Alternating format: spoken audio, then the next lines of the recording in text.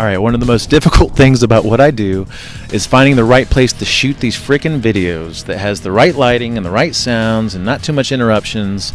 And then sure enough, I sit here and I record a 15-minute video and I didn't even have the mic on. So there you go. All right.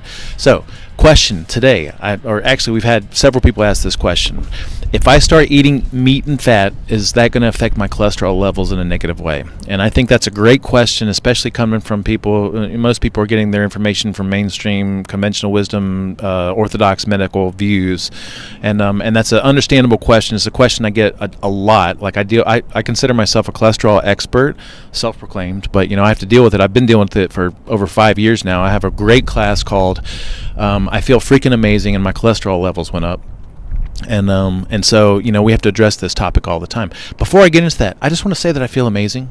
Like, I feel so unbelievably amazing. I feel amazing all day, every day. I sleep like a baby. Everything about me is better.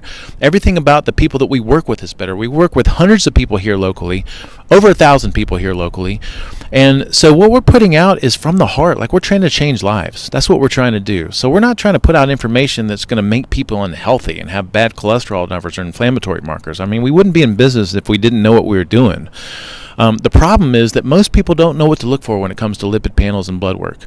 And so I'm going to try to just address a little bit of that today as a question. So first of all, to address the whole meat and fat topic, we are advocates for eating animal meats and fats, all right? And not because we think that you need to eat it to get protein, because any smart vegan or vegetarian will tell you that you can properly combine grains and seeds and nuts and legumes to get certain amino acid profiles, so you're getting all your essential amino acids. So it has nothing to do with that. It actually has to do with some of the nutrients contained in the animal meats and fats, certain specific fat-soluble factors that the body easily understands and can take up and absorb. And then also we're trying to train the body how to use fat for fuel, and some of the animal meats and fats are great, and also coconut oil is extremely high in saturated fat, and it's extremely beneficial in a lot of our protocols. And the reality is that we have people on both ends of the spectrum. We have people that eat a lot of meat and fat and a little bit of plant matter, and they feel amazing. And we have people that eat a lot of plant matter, a little bit of meat and fat, and they feel amazing. And then we have people everywhere in between that whole spectrum. And we think the most healthy approach is going to be cycling yourself through different phases and trying to align yourself with the seasons and maybe some traditional Chinese medicine. And we try to communicate that stuff as we go through this whole learning process and life-changing journey, which it is. It's a life-changing journey. So anyway, to answer the question about cholesterol, here's the deal. And I'll probably say here's the deal several times throughout this. First of all, over 75% of the cholesterol that's in your body is made endogenously. All right, every cell in your body can make cholesterol. That's how important it is, which means that eating or not eating cholesterol is going to have a very minimal impact on my actual cholesterol levels, because if I eat too much cholesterol, my body is going to make less of it, and if I eat too little, my body's going to make more of it. And so my body's going to do what it's going to do with cholesterol levels no matter what. The question is, what are we supposed to be looking for? And it's not what we're looking for in the standard lipid panel. All right, the reality is that cholesterol plays a lot of important roles inside the body. Every cell makes cholesterol. Every cell membrane contains cholesterol because it facilitates the transfer of nutrients across the cell membrane. It helps with proper hormonal receptors, so it maintains some rigidity of the cell membrane, which helps with hormonal reception. And then also, it ends up being what we call, so for learning and brain function, one of the things that sets us apart as an animal species is our ability to think in our consciousness, or as far as we understand. And so, even though the brain only weighs 2% of the total body's weight, it contains 25% of the body's cholesterol, right? And why is that? Well, cholesterol is what is known as the glial factor, the factor needed for proper synapse formation. All right, so if I don't have cholesterol, then I don't have that proper synapse formation. And what we find is that a lot of people that have low cholesterol levels have brain fog and can't think clearly, have emotional instability and things like that. So cholesterol is extremely, I could go through, just a million other roles, what we got here? I made some. It's the precursor to all the sex steroid hormones. So cholesterol is needed to make pregnenolone, which pregnenolone then gets made into estrogen and testosterone and a bunch of other stuff. So most people have heard about vitamin D synthesis at the level of the skin, in response to sun. But also you need cholesterol in order to make vitamin D. And if you don't have cholesterol, you're not having that synergy of things happening at the level of the skin. And then also cholesterol is the precursor to the bile salts, which helps me digest fats properly and also helps me detox detoxify properly. So cholesterol plays a ton of important roles inside the body. It's so important. Every cell in the body can make it. And it's so important in my thinking that 25% of my body's total cholesterol is contained in the brain, even though the brain is such a small part of my entire body. Now, low cholesterols can be fatal.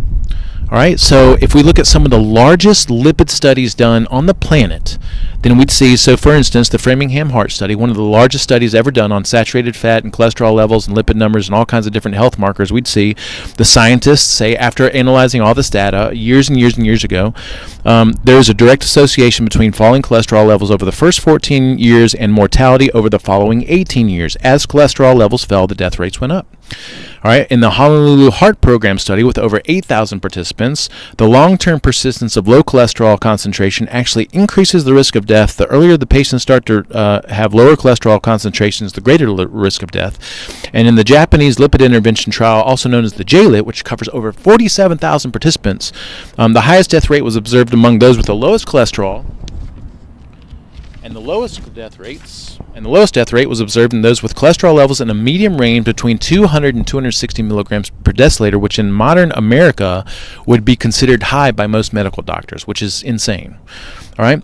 So, and then if we look at cholesterol levels across the world, and if we look at healthy populations that have superior health markers, that have no signs of chronic degenerative disease, that have no signs of cardiovascular disease, we'd see that average total cholesterol levels range from 160 milligrams per deciliter up to 250, and everywhere in between, and sometimes a little bit higher. So I'd say total cholesterol is not a very accurate thing to look at when it comes to cardiovascular disease, and it's not very something to be concerned about.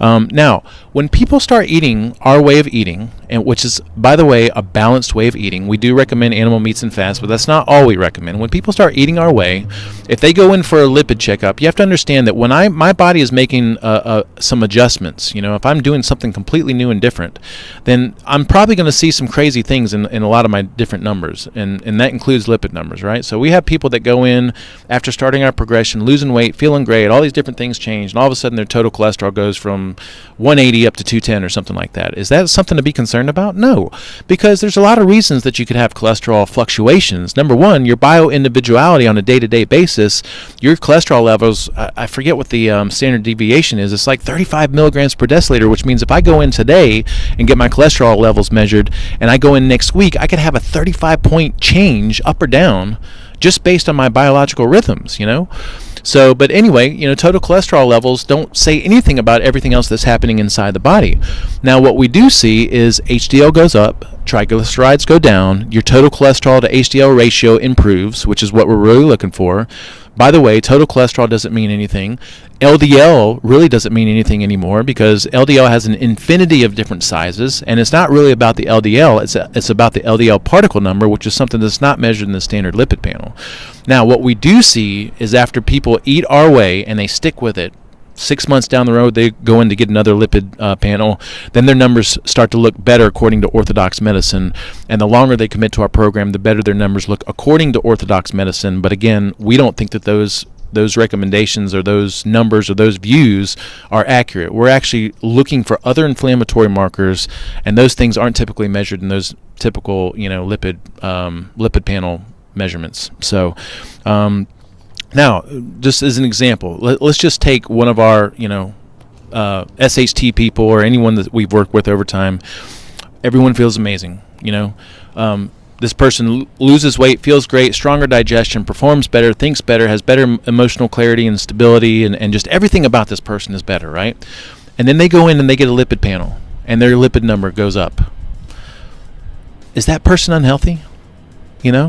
Compare that to someone who is inflamed, who is tired all the time, can't sleep right, severely overweight, and this person has standard stellar lipid numbers, whether it's naturally or due to taking a statin or something like that. Is that person healthy?